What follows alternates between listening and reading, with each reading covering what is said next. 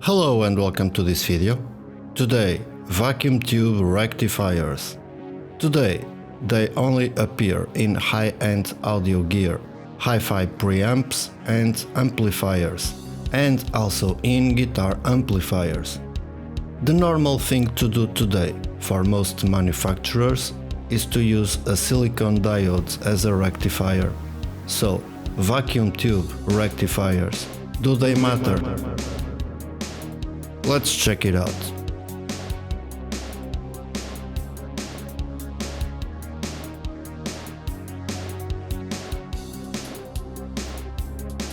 What is its main function? A large proportion of electronic equipment operates from an alternating current supply. Most of the circuits within such equipment require direct current and/or voltages for best results. An integral part of the design, therefore, often consists of a vacuum tube rectifier and its associated components. Alternatively, it can also be a silicon diode, also known as a solid-state rectifier. The function of the rectifier is to convert a portion of the alternating voltage input into the direct current sources required for the particular apparatus. When the requirements of the electronic equipment is critical, the rectifying system must be designed and protected against undesired fluctuations of voltage. Exactly how does this glowing bottle affect your tone? First, keep in mind that a tube rectifier is not an audio amplifying device. If no audio signal passes through it, how does it affect an amplifier's sound? Let's have a look using a guitar amplifier as an example.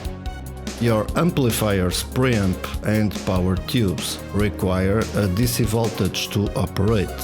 The amplifier's power transformer converts the incoming AC line voltage to the levels required. The power supply rectifier, whether of the vacuum tube or silicon diode variety, converts the AC voltage to DC. That DC voltage is filtered and then sent along to the various amplifying stages to do their specific tasks. The hard-working power supply must be able to deliver the amplifier's maximum continuous rated power for an extended period of time. Most well-engineered amplifiers can operate continuously at full power for hundreds of hours without generating sufficient heat to injure the operator or cause a component to fail. Even so, things do heat up. When you play at low volumes, you are not placing a great demand on your amplifier's power supply. At gig volume, however, you start drawing significant power from it. When you run the unit for several hours straight, the copper wire in the power transformer gets hot. Copper wire, being an imperfect conductor, exhibits resistance to current flow. And this inherent resistance causes the wire to heat up as the power demand increases. The resistance of a given length of wire is fixed, which means something has to give up when the temperature goes up. And that something is voltage. As your power transformer heats up, the voltage it produces decreases. In a typical amp, this decrease isn't large, but it's noticeable. When we introduce a tube rectifier into the equation, the effect of heat-induced voltage loss is exaggerated. The reason is that the rectifier also has some internal resistance that contributes to a total drop of as much as 50 volts under full load. That's a lot. Silicon diodes overtook vacuum tube rectifiers long ago because they were much less expensive and assembly was less labor-intensive. But there was another reason. They are more efficient, due to low internal resistance. That difference in internal resistance means silicon and vacuum tube rectifiers are generally not directly interchangeable. using a plug-in silicone device in place of a vacuum tube rectifier can cause excess DC to appear at the filter capacitors. Because the silicon diode is a much lower maintenance item than the tube counterpart, it rarely requires replacement. However, with progress often comes compromise. And when you're talking about guitar amp behavior, an improvement in performance can be interpreted as detrimental when it reduces the give and take that tube rectified amplifiers exhibit. These are the pros and cons that the manufacturer thinks about when deciding when and why to use a tube rectifier. Sound test. Okay, let's now check out a test I did with my hi-fi preamp with two different vacuum tube rectifiers. They are full wave rectifiers. A vintage European-made 6X4 or EZ90 in its European denomination versus the preamp's original Chinese modern production 6Z4 tube. Typically Chinese, this is a completely different tube from the original American 6Z4 designation and is nothing more than a 6X4 with a different pinout. Therefore, I am using a Chinese 6Z4 to an American 6X4 converter. In the system, everything is absolutely the same, except for the different rectifier. I used one of my own tracks for this test for copyright reasons. I am sorry if it is not your music style, but it is what it is. Well, I always heard that rectifiers do not affect the sound, but I am not sure. Let's go.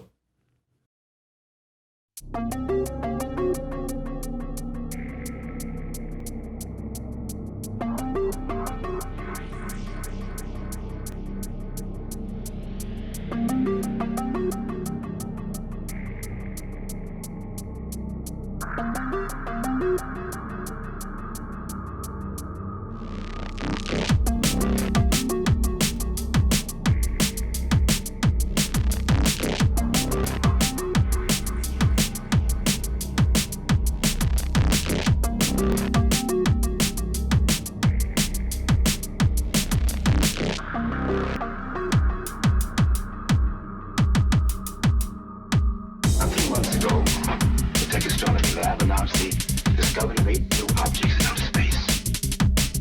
One of them is more than 2 billion light years away from us.